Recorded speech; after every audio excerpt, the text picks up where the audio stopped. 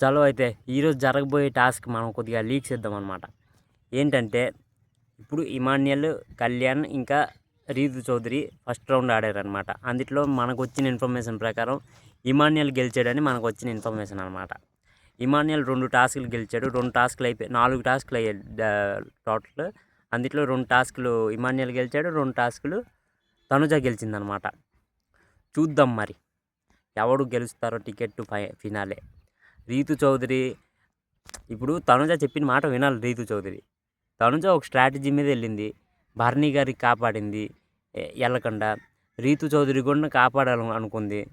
రీతు చౌదరి ఏమో నేను ఆల్తా అన్నది. ఎవరితో?